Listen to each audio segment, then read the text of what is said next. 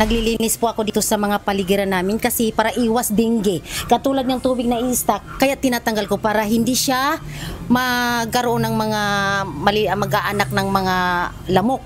Kasi pag nagkaroon ng anak ng mga lamok, magkakaroon na ng dengue.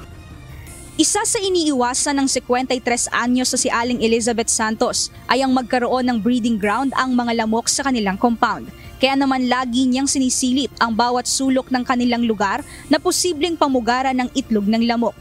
Lalo pa at hindi lamang pamilya niya ang nakatira sa compound kundi mayroon din tong mga border na kasama. 4 na po kami na pinto. Marami po kami nakatira dito katulad ng mga borders. Ito mga residential na nakatira. Ito mga iniingatan din po namin dito na walang magkasakit tungkol sa dengue. Yun hangga't maaari na wala pa naman na dito, talagang kailangan maglilinis kami. Linis ng linis sa paligid para walang madinggi.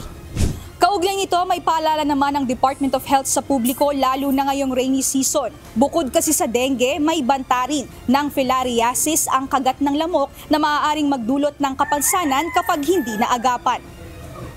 It leads to deformity pag napabayaan. Elephantiasis yung sakit, yung parang namamaga yung mga hita, parang hita ng elepante.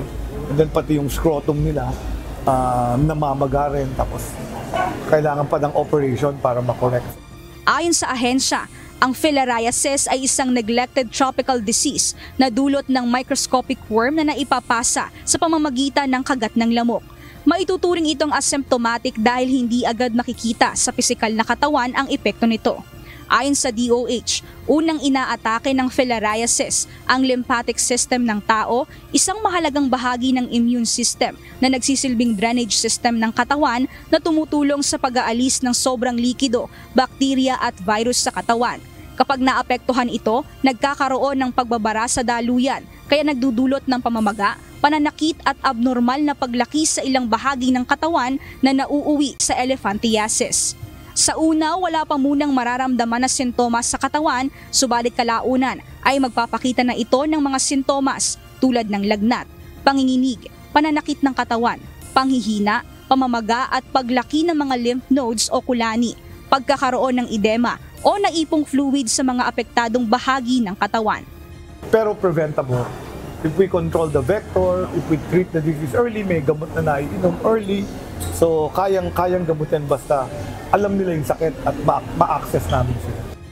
Paalala ng ahensya, bagamat hindi naman nationwide ang sakit na ito, kundi sa mga piling area na kadalasan ay sa probinsya, payo rin ng kagawaran na magpakonsulta sa espesyalista sakaling makaramdam ng mga sintomas. Maigi pa rin ang palagi ang paglilinis ng kapaligiran upang makaiwas hindi lamang sa banta ng filariasis kundi ng iba pang sakit na maaaring makuha at maging banta sa kagat ng lamok. Mia Alonso, UNTV News and Rescue. Diyos ang aming sandigan, serbisyo publiko ang aming pinahahalagahan.